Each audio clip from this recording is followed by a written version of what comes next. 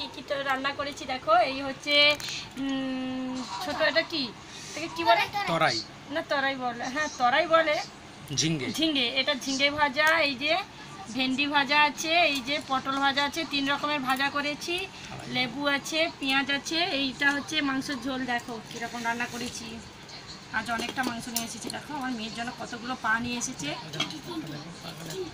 দেখো এই যে ওর জন্য কতগুলো পা এনেছে। দেখো 1 2, ও শুধু পাই খায়, আর কিছু খায় না। আমার মেয়েকে তো তোমরা দেখেছো কত রোগা, এইগুলো খায় ও, তাহলে রোগা থাকবে না কি? আর আছে আম আছে, এই যে ওদের দাদাভাই এনেছে তো আম, এগুলো খুব খেতে মিষ্টি, এটা দারুণ লাগে খেতে। দেখো এটা কিন্তু খুব মিষ্টি লাগে, কালারটা দেখেছো?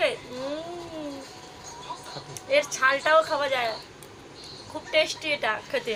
আমি তো আমটা খেতে খুব ভালোবাসি।